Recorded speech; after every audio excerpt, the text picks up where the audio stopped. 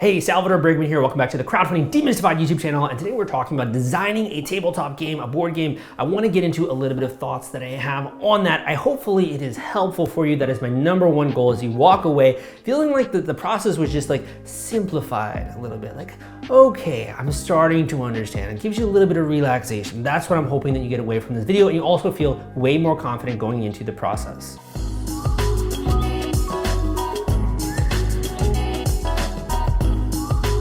Okay, so we call this the Crowdfunding Demystified YouTube channel, obviously because I talk a lot about Kickstarter, Indiegogo, crowdfunding, e-commerce, but I also like to talk a little bit about like more artistic inspiration and the way of thinking, the way that we think about marketing, the way that our mindset goes when it comes to creating something new. And that's kind of where the inspiration for this video came from. It's just my own view, analysis, thoughts, doing so many different podcast interviews with tabletop game creators, which you can listen to on my show, Crowdfunding Demystified Podcast, publish a version here, publish a version on Spotify and iTunes. Just search my name, Salvador Briggman, right? So I want to get into some advice and tips that I have for you, particularly if you feel like I just don't know what I don't know, right? If you're kind of in that mindset and you're also feeling like this is just a lot to do, like I feel like I've bitten off more than I can chew, it would just help if someone could like kind of organize this for me mentally. That's really what I want you to get away from with this video. It all starts with the idea. Now, the idea you maybe have when you're drinking some coffee and you're talking around with some friends, or you notice something or gameplay in another game, or you draw inspiration from some there, or you're just thinking in general, and maybe you come up with this particular idea or throughout conversations. There's numerous ways, right, which you can come up with an idea. And I usually find that this is kind of the genesis of where a game starts. And it could be with gameplay or it could be with a genre, but usually we're gonna start here with gameplay. So you come up with a certain gameplay kind of idea. And you just can't get it out of your head. It's like, I keep thinking about this. It keeps coming back into my mind. Okay, maybe I could actually be onto something, right? That'd be crazy. Maybe I could actually be onto something. And usually the biggest mistake that I find here is that people then begin to try to like go waist deep and then neck deep into a pool. You don't want to go neck deep into a pool if it's your first time swimming. You want to put your toes in, right? So rather than jumping to conclusions or going like A to Z very quickly, usually what ends up happening is that people will kind of discount their own idea. Or they're like, oh, that would never work. Or that genre is overdone. Or this could never whatsoever sell. Or this is too niche of an idea, right? You want to cancel out that little voice in your head. And so many of us have that little voice that prevents new creative work from happening because we're just kind of discounting it or just beating ourselves down when it comes to that. Instead, you want to silence that little voice. You're like, I know you're there. I know you have concerns, but just for a second, shut up, right? You don't need to talk. I'm just going to roll with this idea. So my first tip for you is to just roll with the ideas that you have and allow them to play out organically. And here's why. I've had people on my show who've launched more than 20 different Kickstarter campaigns, and they've told me about the creative process. You should definitely go and listen to my podcast with Nord Games. They've launched a heck of a lot of campaigns, right? So one of the things that they recommend that they say is that a lot of the times when you have an idea, maybe it doesn't end up being a full-fledged project, but that particular gameplay, those mathematics, or that way of thinking about the cards and the way that the game is played, that can actually play into other games that you end up releasing in the future. So it might not be full-fledged enough to make a whole freaking tabletop out of it, right? But it could play into your future products. So this is why I recommend never silencing yourself or silencing that voice in your head, rather, that's always talking and trying to get you to stop thinking or stop being creative. You want to play out the idea because it could work full-fledged as a tabletop, or that idea itself, if you record it, you catalog it, could work later in another game that you have where you're trying to then think of some ways to spice it up. So number one is always go and roll with it, man. Roll with those ideas. Number two, when you feel like you're getting somewhere with this idea and you're starting to think through it a little bit more, and I kind of call this phase of like, if you've ever seen a rock tumbler, right? A rock tumbler is you put in a lot of different jaggedy rocks and it goes to the rock tumbler, and over time it turns it into smooth stones, right? It's kind of almost the same way that the ocean over time running over the rocks and going out and running over the rocks and going out and jumbling all the rocks together, eventually have really smooth stones. And you want to think of that almost as the refinement of an idea, that it goes through iteration after iteration after iteration, right? At a certain point in time, you feel confident enough with that idea to begin to introduce it to other people. And you want to do this obviously delicately, but you also really want to get their honest feedback. And the most important thing is you need to detach yourself personally from that idea. You don't want it to feel like if someone's criticizing the idea that they're criticizing you. You really want to put it into a box and almost look at it almost as though you're a scientist, right? And you're a scientist, you're conducting an experiment, you're just seeing how people are responding to this particular idea you have. And that way you're not going to risk feeling bad if someone doesn't really like the idea. So another way, in this next phase, you're going to start to get feedback. So you're going to start to get feedback from other people in your community, in the tabletop game community, in the particular genre that you're involved with, or other people that you're playing with, your friends, etc. Really just try to get some feedback, and if you can, begin to get people, even just with like some basic cards that you create out of scrap paper or whatever, cardboard, whatever. Try to get some people as well, even beginning to play test or to think about how the gameplay would work. And I know this is scary and intimidating, but if you're able to do this, you're going to get some real great feedback on your actual game. And if you don't do this, it's just going to stay in your head, man. It's going to stay in your head. Year after year is going to go by. Nothing's going to happen. In order for anything to happen in life, for you to execute on something, you got to get it out of your head into the real world, right? And when you put something in the real world, it is open to criticism, of course, but that can be useful in this stage. So next step is to get feedback on that idea so you can begin to tumble those rocks and make them into smooth, precious stones. So let's say you've gotten some good refinement with that idea and now you're like, okay, I really do want to move forward with this, okay? Or I'm starting to think that this could actually be plausible. I could turn this into a full-fledged tabletop game.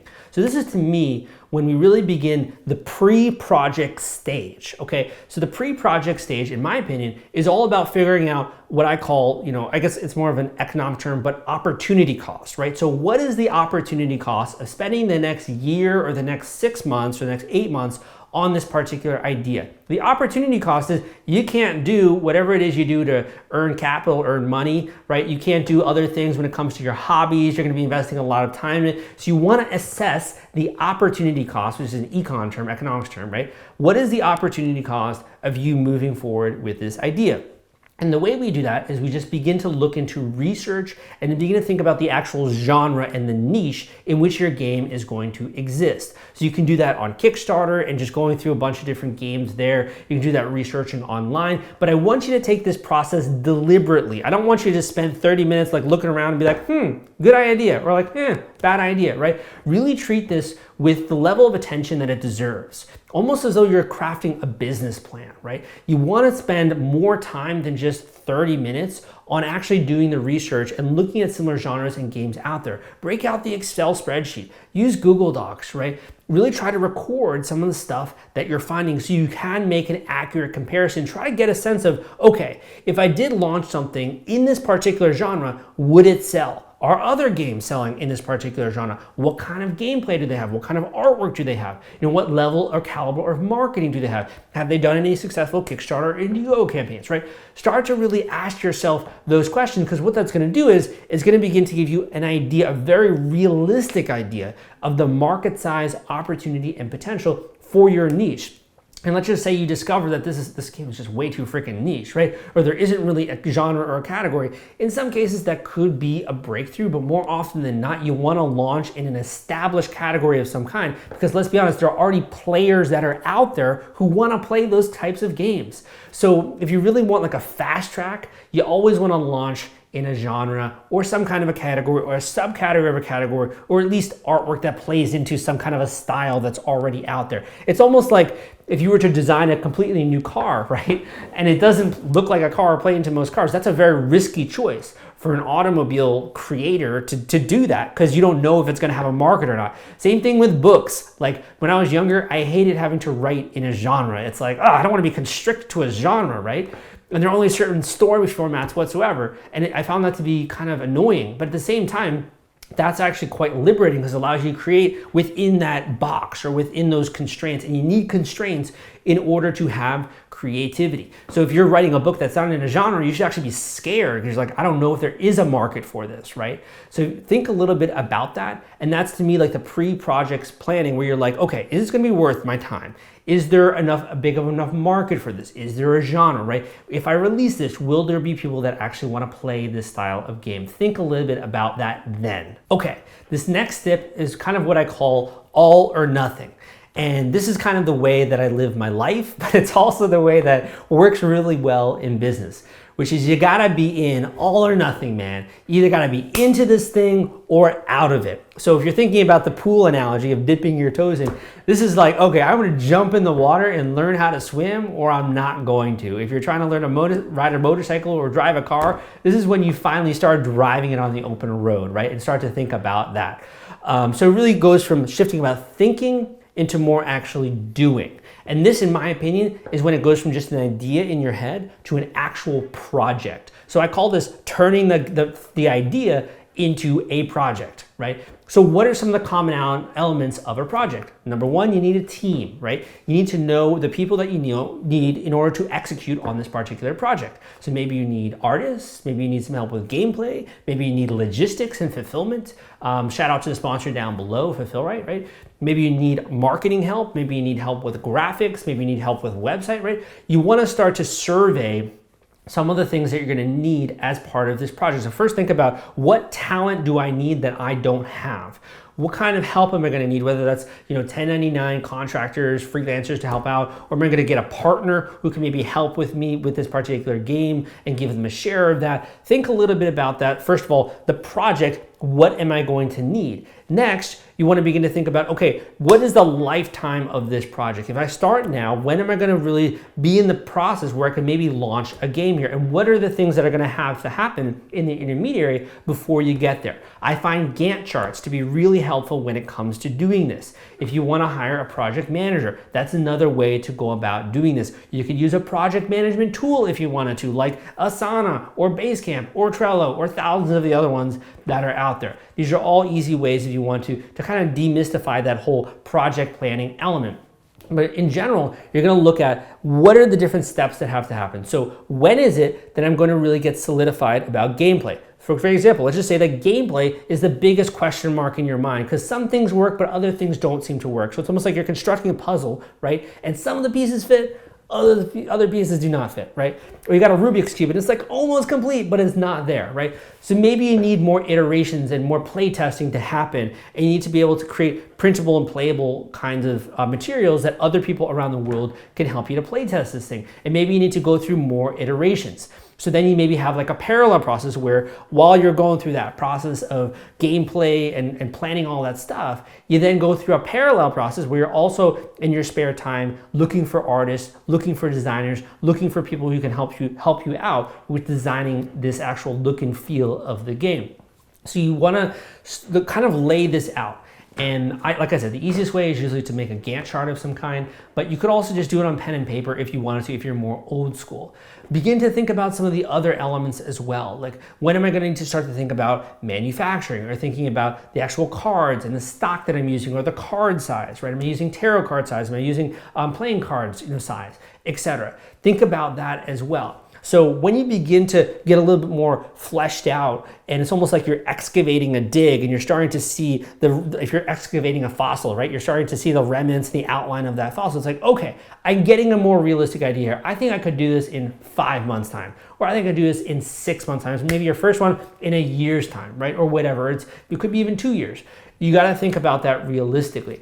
At a certain point in time, you're going to get planned out enough where you can begin to think about closer and closer to this launch, how am I going to really execute on this? Where am I going to get the funding? How am I going to get the word out about the marketing? And that's really my expertise, is on the marketing side, right?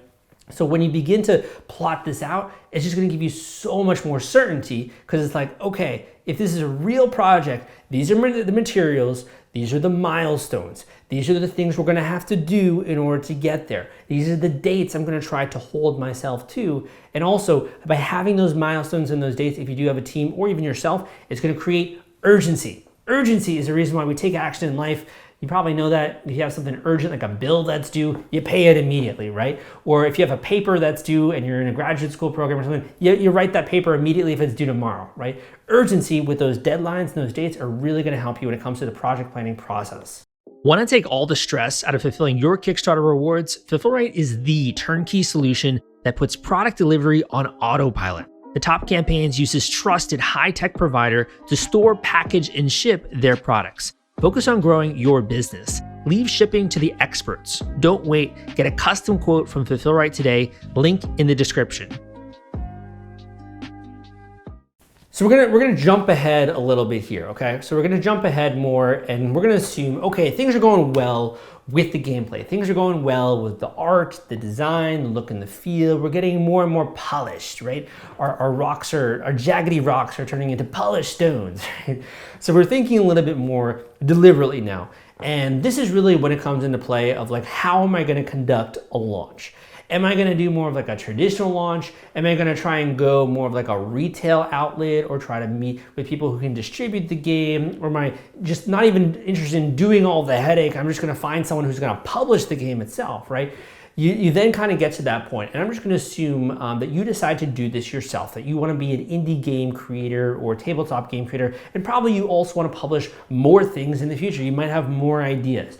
So if you fall out of that category, the next advice I'm going to give you might not be as relevant, but if you are interested in doing it yourself, this advice is going to be hyper relevant for you. So my next tip is to begin to think about how you're gonna get the funding. And usually the funding has a few different reasons like behind it. So you might not just be looking for the money or the pre-orders or that kind of stuff, but you might also be looking for that validation, right? Do people actually wanna buy this thing? You know, so you don't spend years and years of your life trying to create this tabletop, right? Other things might be to create a splash when it comes to the marketing of the game and really having this be a massive announcement that all these people are excited to receive, and to build a community ahead of time. One of the other big principles behind releasing a new game, building that community, people that are connecting, right? People that are forming friendships around your game and really being able to create a brand that stands beyond you, just the individual creator.